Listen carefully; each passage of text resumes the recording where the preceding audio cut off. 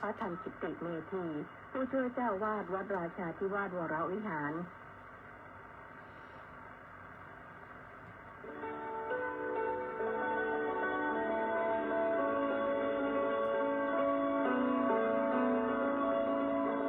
ได้เวลา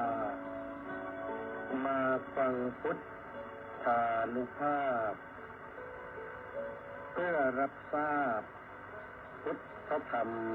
คำสั่งสอนเสริมมงคลให้ชีวิตตอนหลับนอนปลาพักผ่อนสุขสบายกายใจเทิน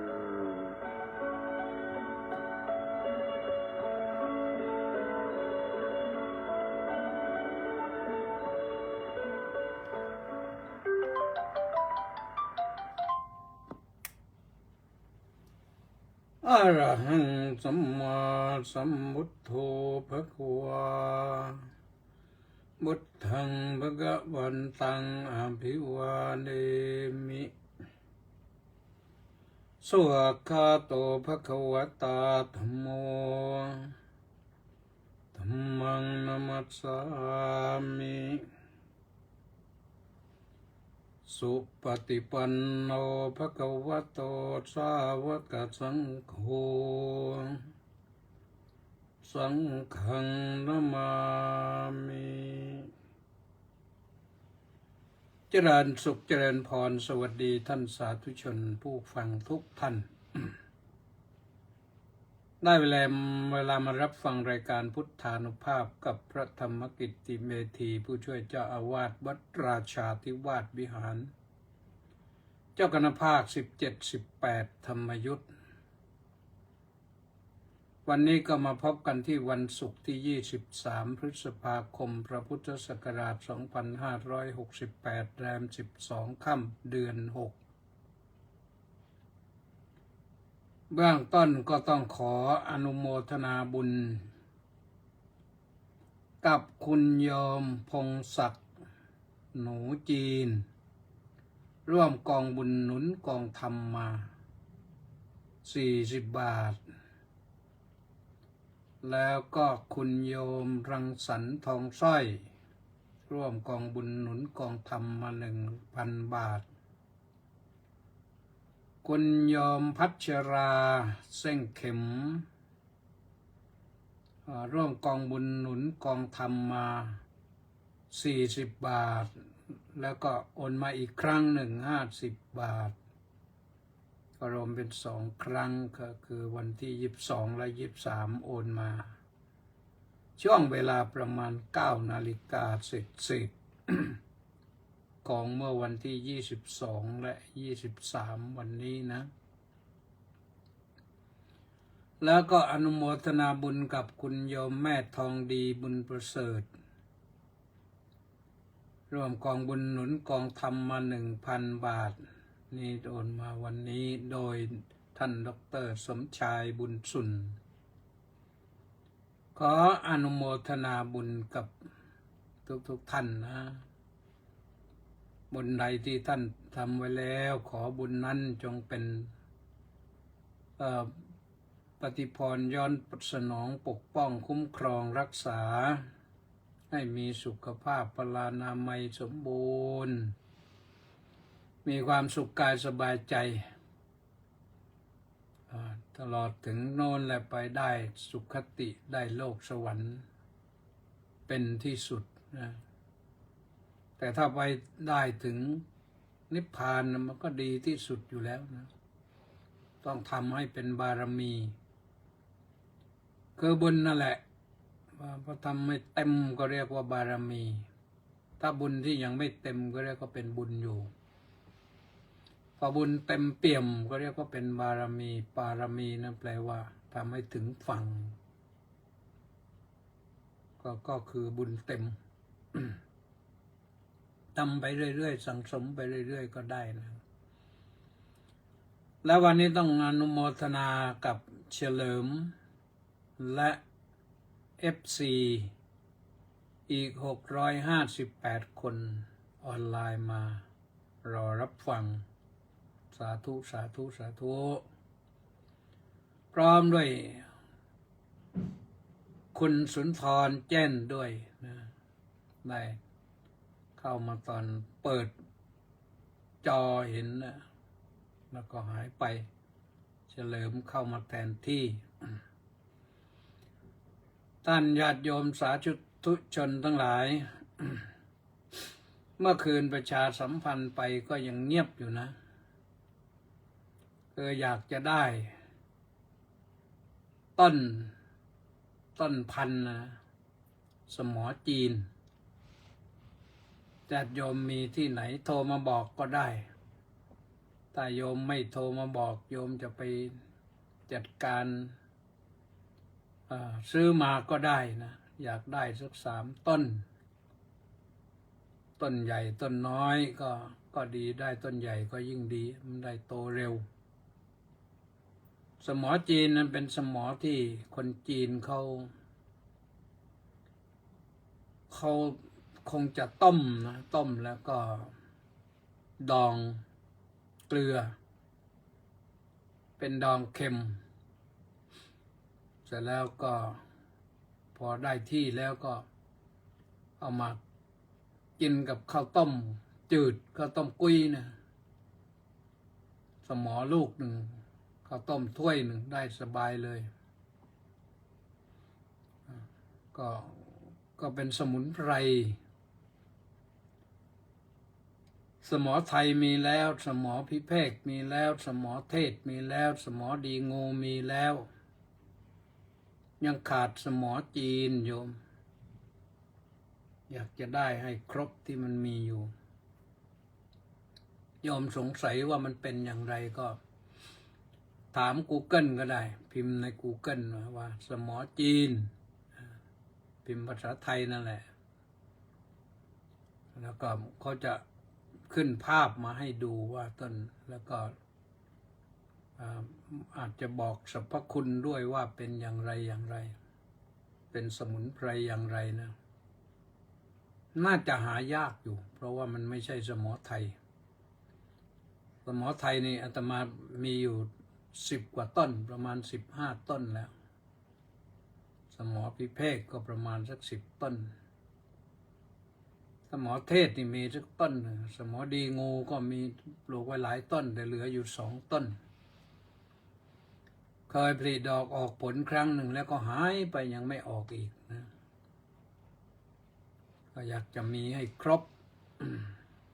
นะก็ฝากญาติโยมทั้งหลายที่ติดตามสดับรับฟังอยู่ตรงไหนเขาเป็นที่ขายต้นไม้บ้างลองถามดูเขามีต้นสมอจีนหรือเปล่าหรือว่าคนที่เขารู้จักเขาหาได้ช่วงก่อนในประมาณ2545นะ45 ถึง 47ประมาณนั้นนะเขาประชาสัมพันธ์ไปทางวิทยุอยากได้ต้นสมอโน้นโยมที่ราชบุรีนั่นแจ้งมาว่าอย่างนั้นก็มีแผงขายต้นไม้ก็เลยสั่งมาก็มาส่งให้ถึงวัดราชาปลูกต้นไม้นี่มันดียิ่งนับไม้สมุนไพรยิ่งดีโยมทำให้ได้ ได้สมุนไพรไว้แก้โรคเอาละนั่นก็เบื้องต้นพรุ่งนี้เดินทางอีกนะไปจังหวัดพัทลุงต้องบินแต่เช้าไปลงนครศรีธรรมราชแล้วก็นั่งรถต่อไปที่วัดอุดมวรารามเขานิมนต์ไปเทศงานตำบลอดีตเจ้าอาวาสในเขตปกครองด้วยเขานิมนต์ก็ต้องไปแหละนะนั่นก็ไปเช้าเย็นกลับโยมก็ค่ำแหละถึงค่ำแล้วนะส่วนว่าวันนี้ ก็มีพระบาลีมาให้ฟังกันเบื้องต้นว่าบุตทัสสวรรณังภาสติ พระบาลีนี้จะมีมากับธรรมัสสวรรณังภาสติสังคัสสวรรณังภาสติก็แปลว่ากล่าวสรรเสริญพระพุทธเจ้ากล่าวยกย่องสรรเสริญพระพุทธเจ้ากล่าวยกย่องสรรเสริญพระธรรมแล้วก็กล่าวยกย่องสรรเสริญพระสงฆ์ก็3 อย่างไม่ให้เป็นอวันนังนะสามเณรนี่มาพูดพุทธัสสะอวันนังภาสติไม่ได้สามเณรท่องปากเช้าเป็นประจำทำวัดต้องพุทธัสสะอวันนังพุทธัสสะอวันนังภาสติผู้กล่าวตำหนิพระพุทธเจ้านี่ไม่ควรแก่การเป็นสามเณรนะทีนี้วันนี้นี่จะพูดถึงเรื่องพุทธัสสะวรรณังภาสติเราแปลเป็นนามไว้ว่าการกล่าวสรรเสริญพระพุทธเจ้าเราจะสรรเสริญอย่างไรสรรเสริญยกย่องสรรเสริญนะก็มีอยู่แล้วนะเริ่มต้นที่เราสวดบทนะโมนี่ก็คือกล่าวสรรเสริญพระพุทธเจ้าแล้วนะโมตัสสะภะคะวะโตอะระหะโตสัมมาสัมพุทธัสสะเนี่ยหรือเราจะว่าเป็นธรรมดานะโมตัสสะภะคะวะโตอะระหะโตสัมมาสัมพุทธัสสะนั่นคือคำยกย่องสรรเสริญพระพุทธเจ้าว่าพระพุทธเจ้าพระองค์นั้นตัสสะนะข้าพเจ้าขอถวายความนอบน้อมแด่พระพุทธเจ้าพระองค์นั้นแล้วก็สัมมาสัมพุทธัสสะต้องไปแปลตัวโน้นก่อนผู้ทรงประกอบด้วยพระปัญญาคุณแล้วก็มาแปลอรหัตโตผู้ประกอบด้วยพระบริสุทธิคุณแล้วก็มาแปลภควโตผู้ประกอบด้วยพระกรุณาคุณนี่มีพระคุณ3 ประการนะพระปัญญาคุณพระบริสุทธิคุณพระกรุณาคุณอยู่ในบทนะโมแล้วเพราะฉะนั้นเรากล่าวนะโมอย่างเดียวเนี่ยจะอยู่ที่ไหนหรือจะก่อนหลับก่อนนอนประนมมือขึ้นกล่าวสรรเสริญพระพุทธเจ้า3 ครั้งนะโมตัสสะภะคะวะโตอะระหะโตสัมมาสัมพุทธัสสะนะโมตัสสะภะคะวะโตอะระหะโตสัมมาสัมพุทธัสสะนะโมตัสสะภะคะวะโตอะระหะโตสัมมาสัมพุทธัสสะก็สบายใจแล้วก็นอนน้อมรำลึกนึกถึงพระพุทธเจ้าไปหลับสบายปลอดภัยไม่ฝันร้ายอันตรายไม่มีพระพุทธเจ้าคุ้มครองนั่นเป็นพระคุณ3 ประการถ้าพระคุณ9 ประการก็ที่เราสวดกันนะ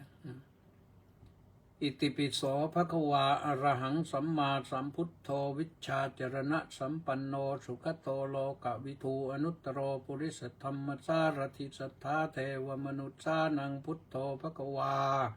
ติตินี่เป็นตัวปิดประโยคไม่มีคำแปลในที่นี้อิติปิโสภควาแม้เพราะเหตุอย่างนี้พระผู้มีพระภาคเจ้าพระองค์นั้นอิติปิแล้วก็โสแล้วก็ภควาพระผู้มีพระภาคเจ้าพระองค์นั้น อรหังทรงเป็นพระอรหันต์คือบริสุทธิ์หมดจดจากกิเลสเครื่องเศร้าหมองทั้งหลายทั้งปวงเป็นผู้ไกลจากกิเลสผู้ทำลายกิเลสเสียได้ผู้หักซี่กรรมแห่งสังสารจักรจักเสียได้ผู้ทำลายอวิชชาเสียได้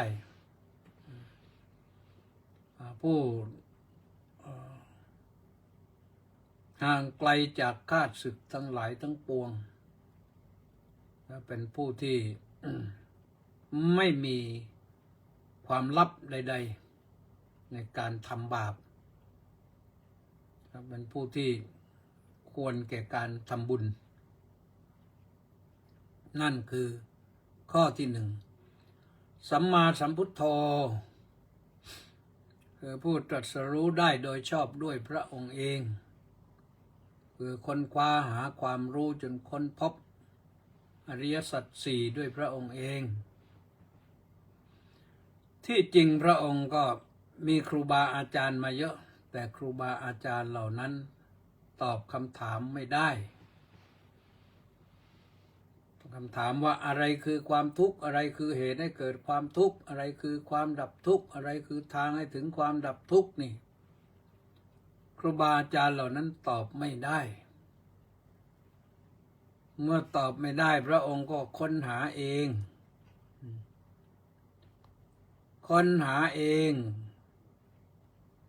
จนกระทั่งว่าพบสิ่งที่ต้องการรู้ต้องการพบก็คือรู้ว่าทุกข์คืออะไรนั่นแหละอันนี้แหละไม่มีใครบอกไม่มีเทโวเทวาเทวดาเจ้าพระพรหมพระ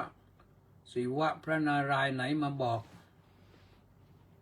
พระองค์ค้นด้วยทำงานวิจัยนั่นแหละ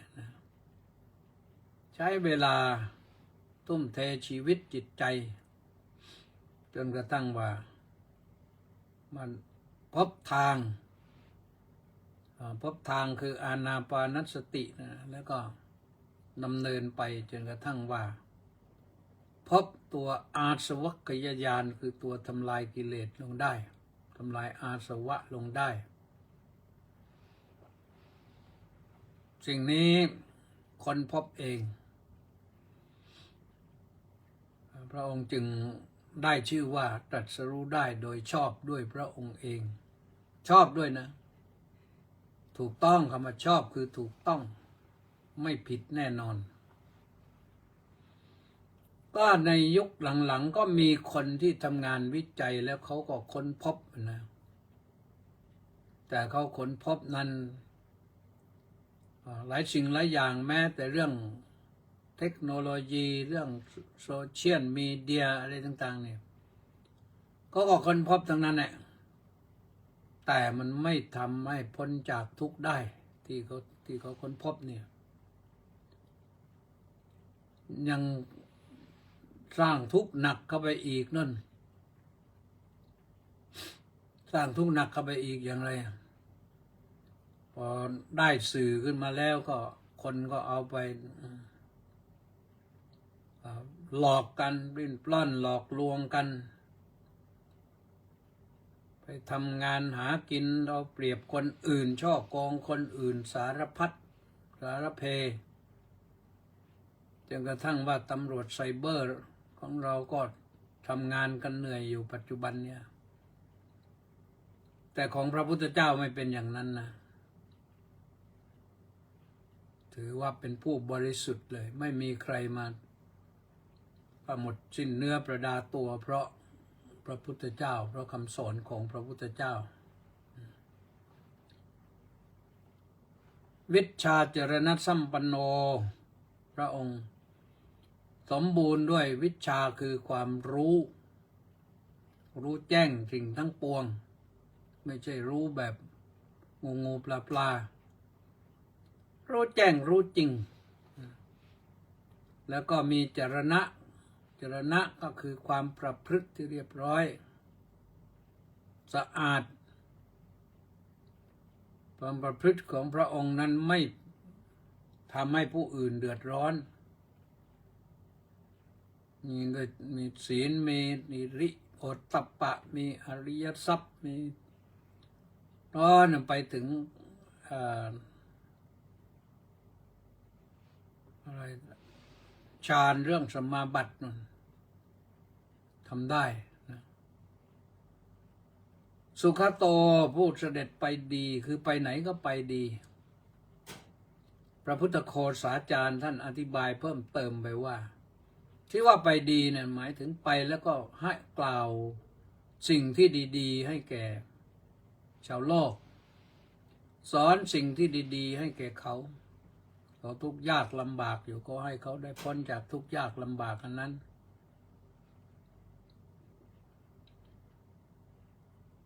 ไปก็เรียบร้อยด้วยพุทธลีลาน่าศรัทธาน่าเลื่อมใส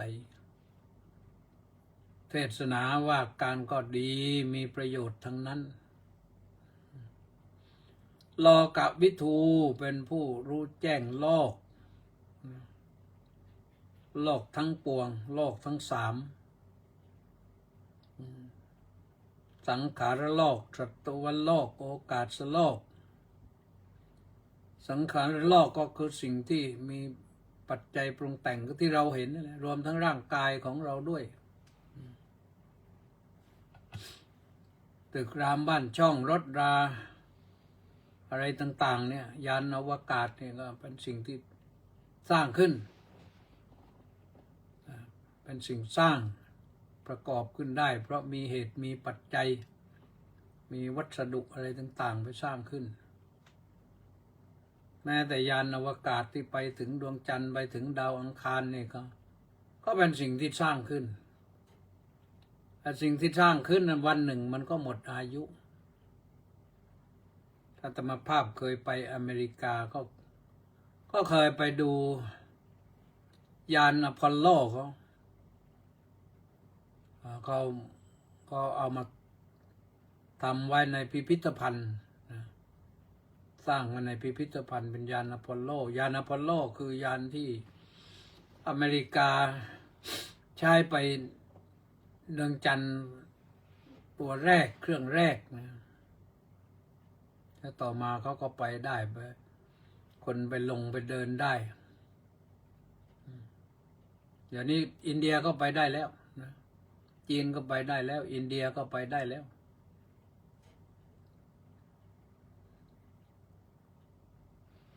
ว่ากันไปแล้วก็น่าอัศจรรย์แต่ก็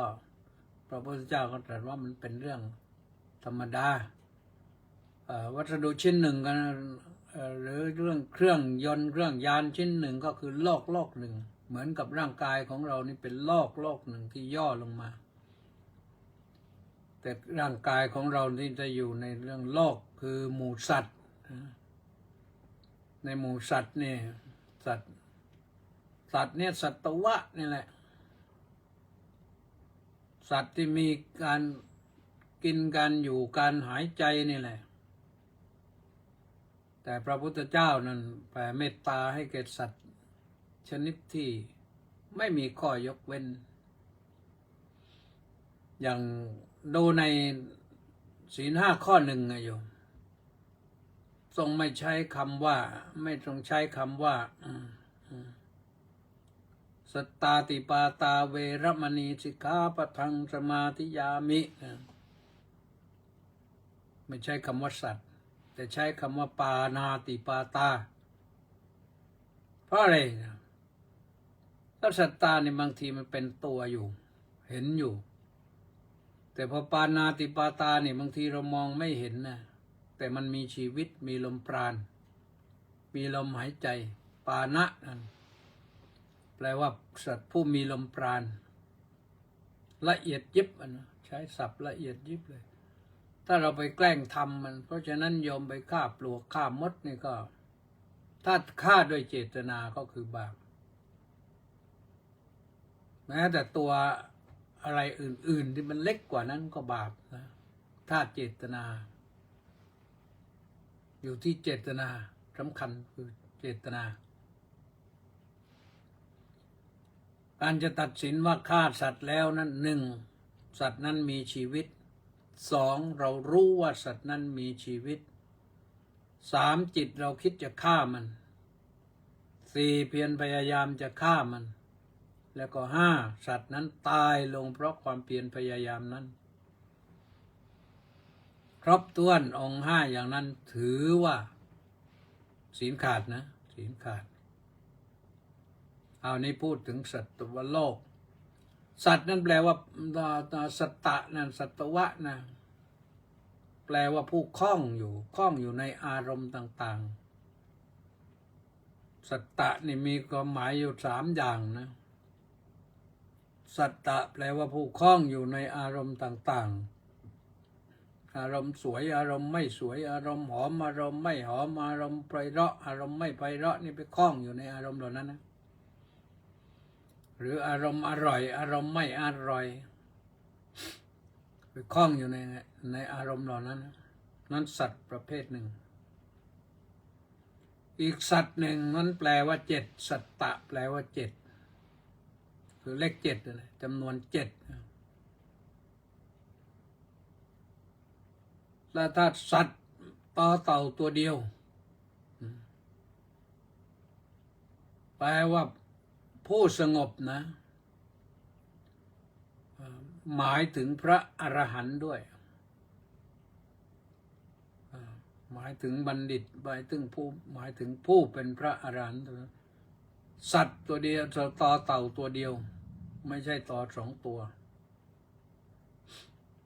นี่คือสัตว์ที่เรารู้กันในทางพระพุทธศาสนาอธิบายไว้อย่างนั้น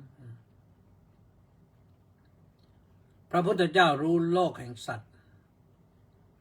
แล้วก็ยัง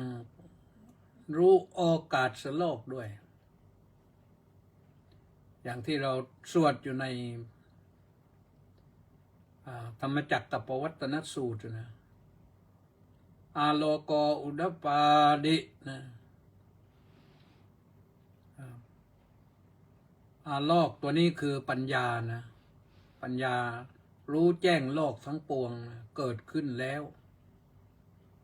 พระพุทธองค์ตรัสรู้นะคือรู้แจ้งโลกทั้งปวงก่อนถึงจะเรียกว่าผู้ตรัสรู้ทุกอย่างแต่อาโลโกเนี่ยหมายถึงรู้ในแสนโกฏจักรวาลรู้หมดรู้ว่าในกาแล็กซี่นี้ในสากลจักรวาลนี้มันมีโลกอยู่กี่โลกมีดวงอาทิตย์อยู่กี่ดวงเรื่องนี้ทรงแสดงไว้ในจักรวัตติสูตรแล้วก็ยังมีในอักขัญญสูตรพระไตรปิฎกเล่ม11นะสูตรที่3และที่4ตามไปอ่านดูได้พระพุทธองค์ตรัสรู้ที่ตรัสว่าอาโลโกอุดปาดินั้นอยู่ในธรรมจักรกับปวัตตนสูตรนะพระไตรปิฎกเล่ม4อยู่ในพระไตรปิฎกเล่ม4ก็นี่คือรู้โลกทั้งปวงต้องรู้ละเอียดแล้วชี้แจงได้ทุกขั้นทุกตอนไปถึงโลกวิทูนั้นเป็นโลกวิทูอนุตตรปุริสธรรมสารถิเป็นครูที่ยอดครูที่ฝึกคนที่ควรฝึกได้นะคือคนนี่ไม่ใช่ฝึกได้ทุกคนสัตว์ไม่ใช่ฝึกได้ทุกตัวคนที่ควรฝึกได้พระพุทธองค์ฝึกได้อย่างยอดเยี่ยมคนที่ฝึกไม่ได้มันก็คือไม่ได้ทำไมถึงไม่ได้เขาไม่มีบุญวาสนาบารมีพูดธรรมะให้ฟังนี่เขาไม่รู้เรื่องก็จะถามตัวนี้พูดอะไรไม่รู้เรื่องเลยอะไรทำนองนั้นนะ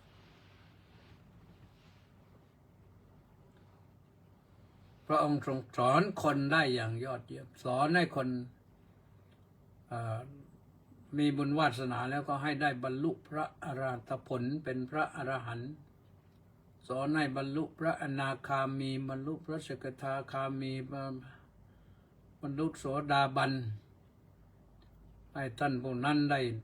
ปฏิบัติธรรมจนได้สมาธิได้ฌานได้สมาบัติได้เข้าถึงสัญญาเวทยิตนิโรธได้ เรื่องนี้ก็ค่อยว่ากันนะมันยาวแต่พระองค์สอนได้ทำได้สอนเรียกว่าสอนได้ดี แม้คนทั่วไปก็สอนได้ถ้าเขายินดีฟังพระองค์ก็ไม่ได้ปฏิเสธนะถ้าเขายินดีฟังอย่างน้อยเขาก็สร้างสมวาสนาบารมีอีก1,000 ปี10,000 ปีข้างหน้าเขาได้นึกขึ้นได้ว่าเราเคยฟังพระพุทธเจ้าสักครั้งหนึ่งในอดีตชาติตรงนั้นก็จะได้ผลถ้าขณะนี้ได้ยินเสียงข้างนอกฝนตกปล่อยมานะถูกหลังคาแล้วก็หายไปแล้วนี่คืออนุตตรปุริสธรรมสารถิเป็นครูที่ฝึกคนได้อย่างยอดเยี่ยมสอนคนได้อย่างยอดเยี่ยมสัทธาเดวมนุษย์สานังก็เป็นศาสดาของเทวดาและมนุษย์มนุษย์ไม่ต้องพูดถึงนะแต่เทวดานี่เยอะมากมาถามปัญหาพระพุทธเจ้าบางทีไม่มาถามหรอกมาฟังเลยเราจะเห็นได้ตั้งแต่โน้นนะเทวดามารบกวนตอนตรัสรู้ใหม่ๆนะแล้วก็พอแสดงธรรมจักรกับปวัตตนสูตรนั้นเทวดาก็มาอนุโมทนาสาธุการที่เราสวดในธรรมจักรนะปุมมานังเทวานังสัทธังสุตวาจาตุมมหาราชิกาเทวาสัทธมนุษย์สาเวสุงอันนั้นนะเทวดาที่อยู่ตามสมทุมพุ่มไม้ต้นไม้ได้ยินทางสุตวาแล้วก็เสียงนั้นก้องไปถึงชั้นจาตุมมหาราชไปถึงดาวดึงไปถึงชั้นยามะไปถึงดุสิตไปถึงนิมมานารีไปถึงนิมมาปรินิมมิตวสวัสดีไปถึงพรหมทุกชั้นที่ฟังรู้เรื่องนะคือพรหมบางชั้นก็ท่านไม่มีหูจะฟังแล้ว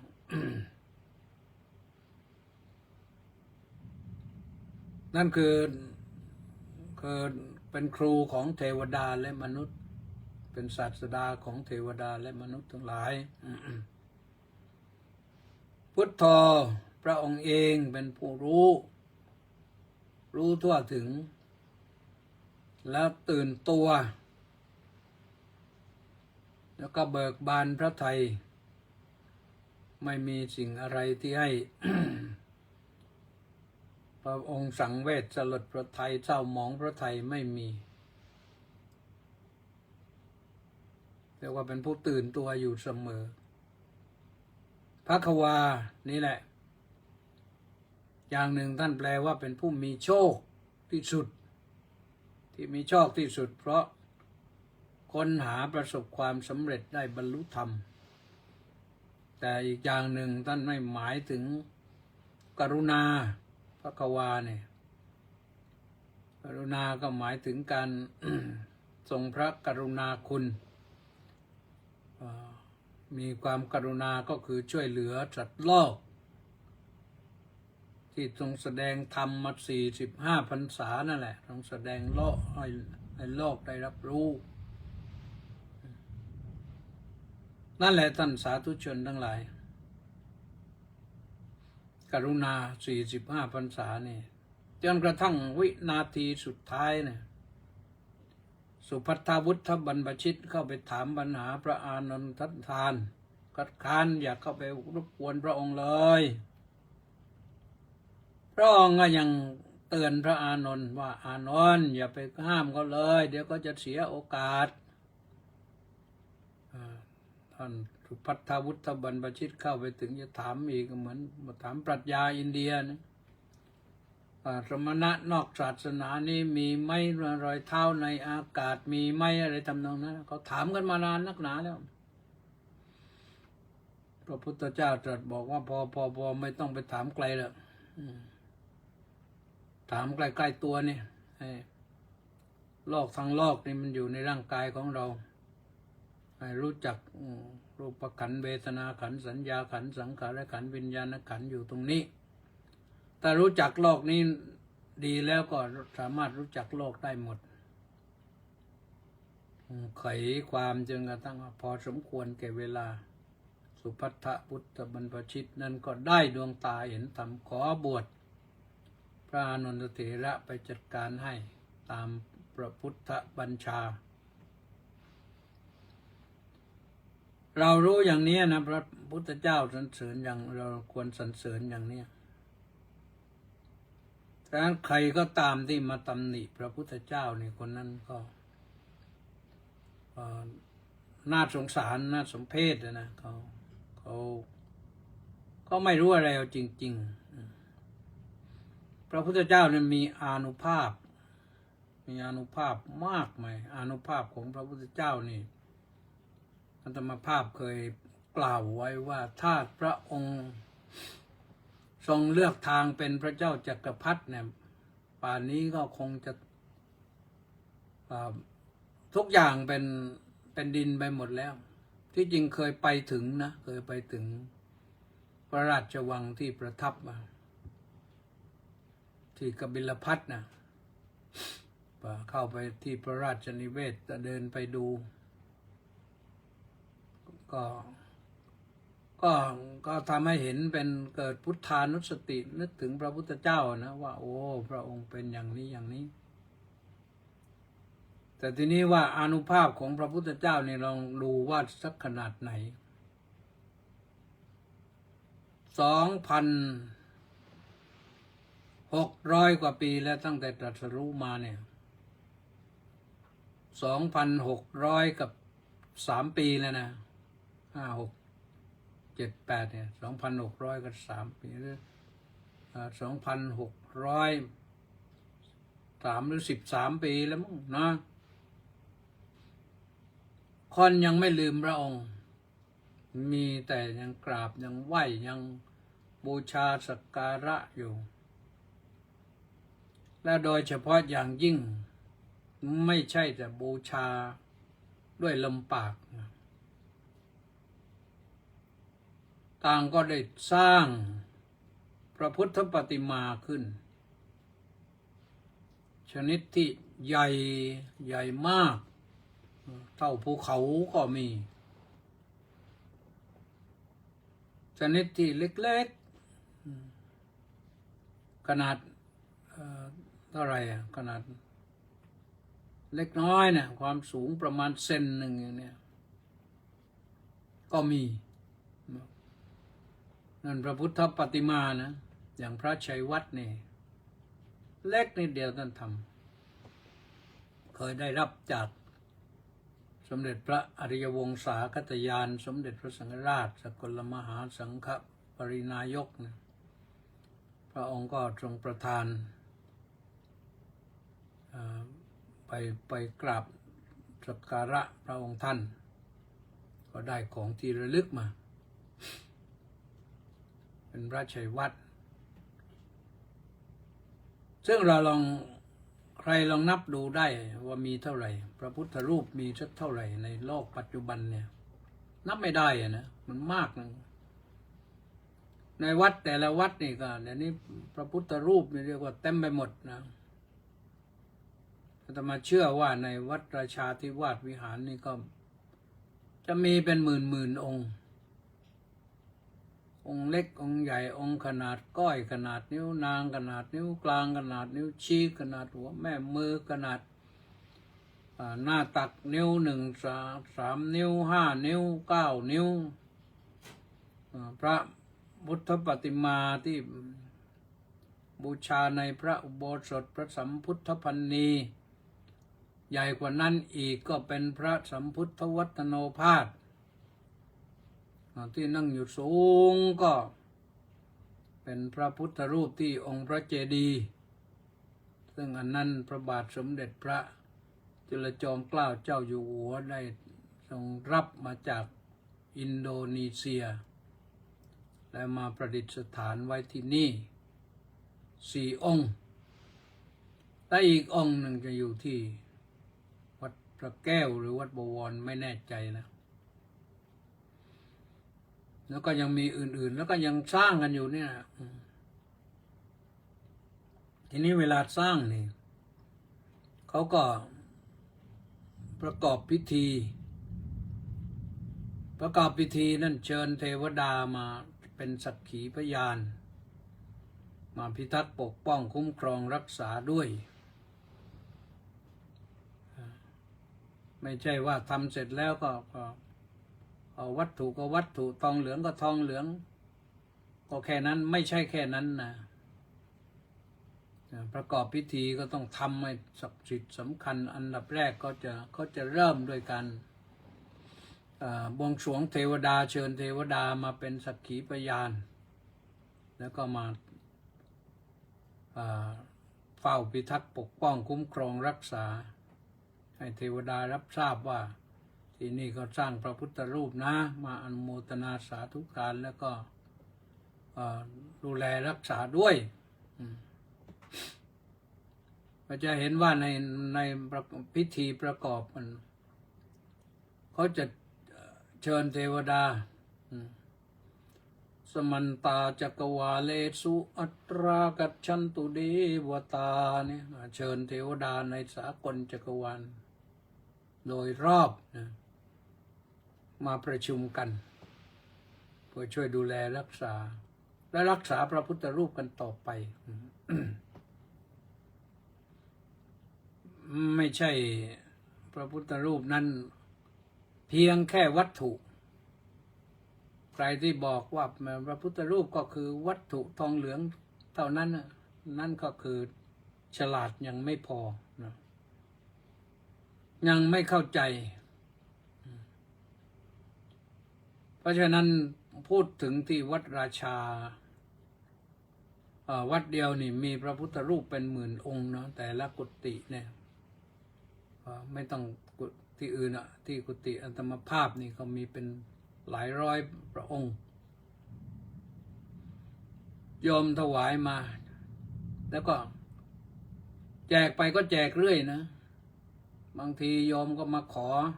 พระพุทธรูปบอกว่าสวยๆเลยเราก็ให้พระพุทธรูปสวยทุกองค์แหละ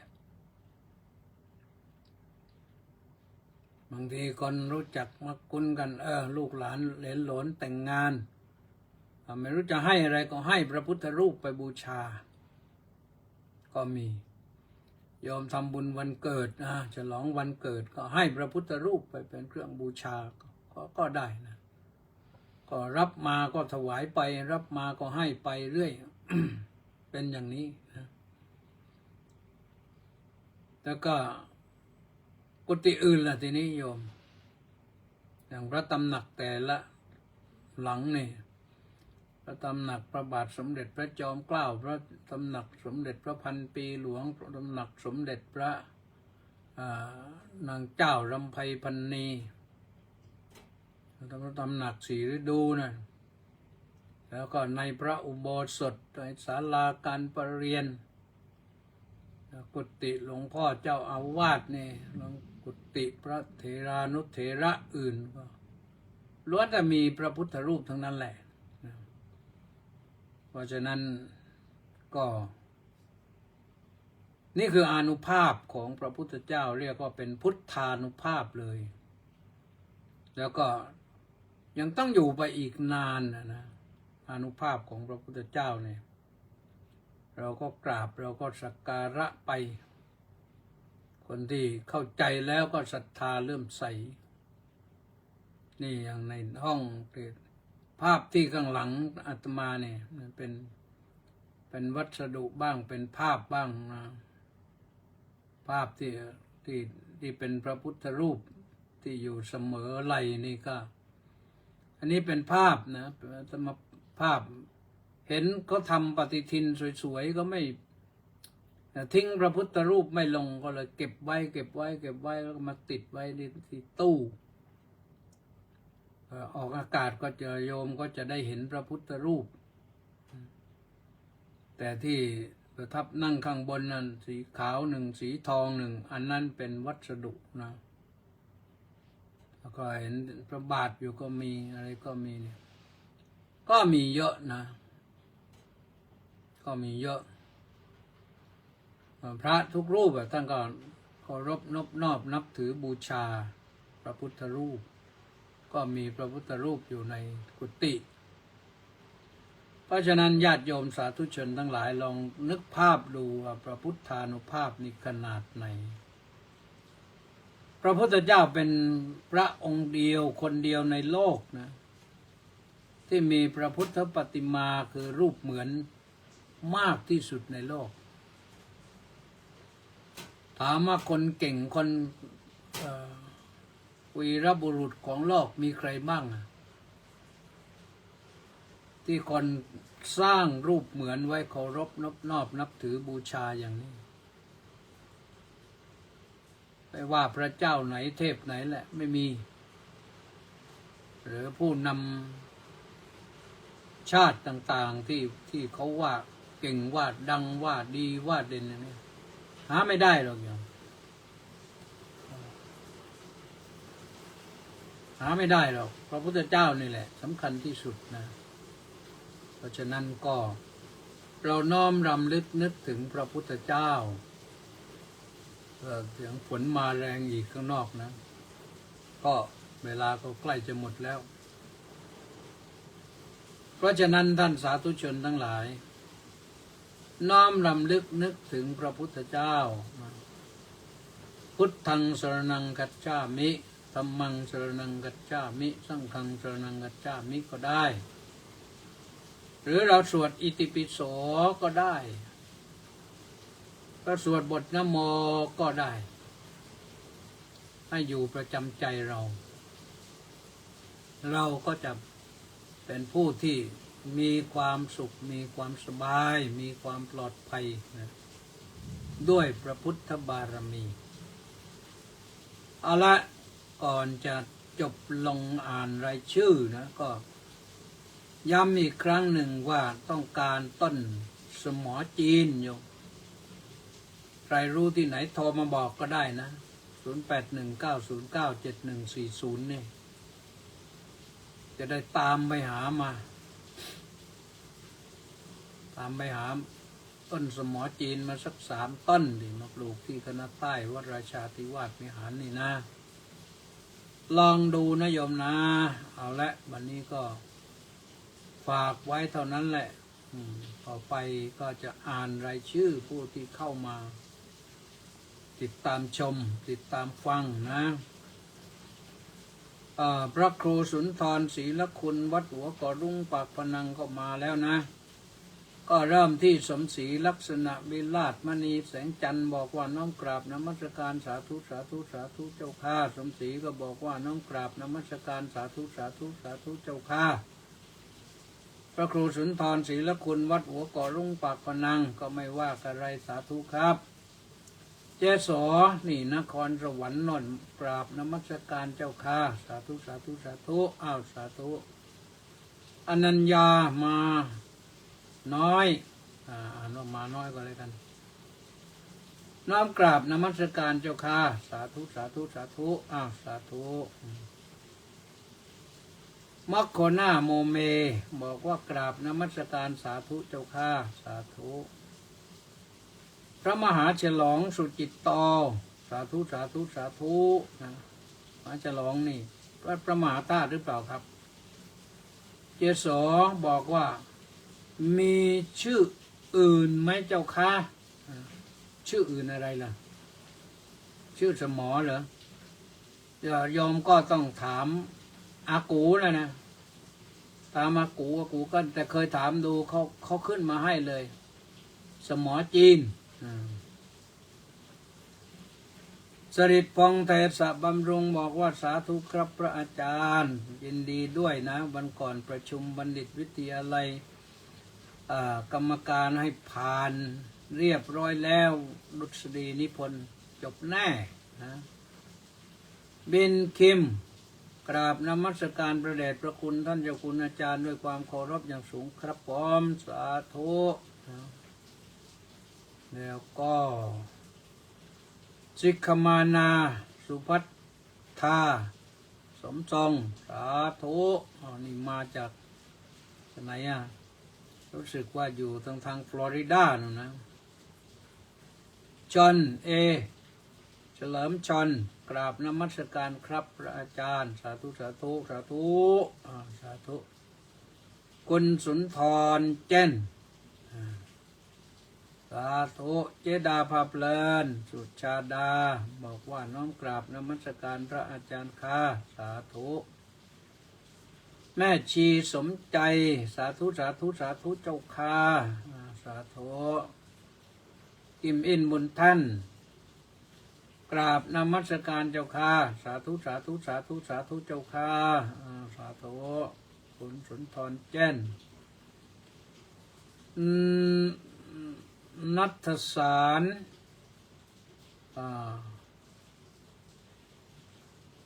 นาละเอียด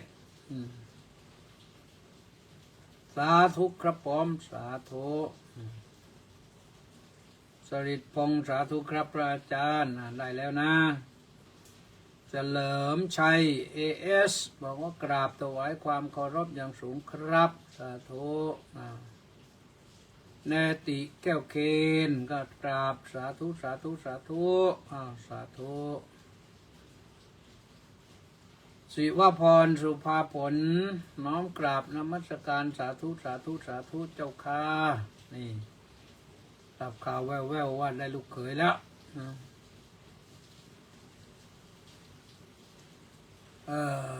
เทิดเกล้า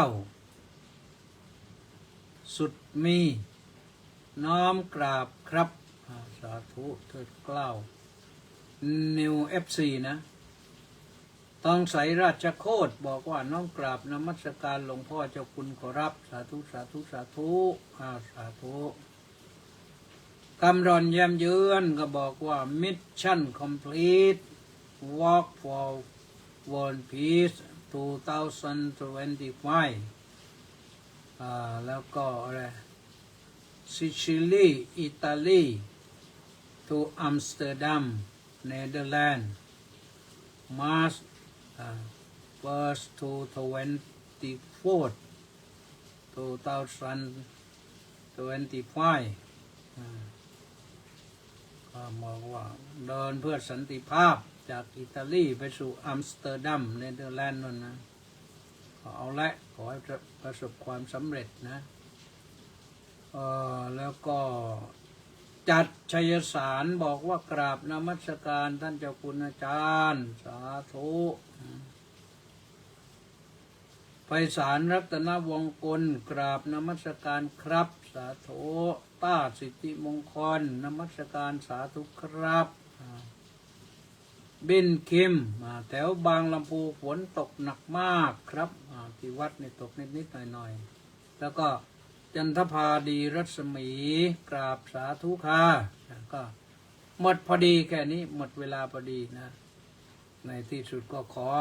ความสุขความสวัสดีความเจริญในธรรมของพระสัมมาสัมพุทธเจ้าจงบังเกิดมีแก่ท่านสาธุชนผู้ฟังทุกท่านขอให้สุขกายสบายใจหลับสบายตื่นมาสุขสดใสสู้ชีวิตกันต่อไปหายใจคล่องๆนะแล้วก็มีทุกสิ่งทุกอย่างจะตามที่ต้องการด้วยประการฉนี้เจริญพร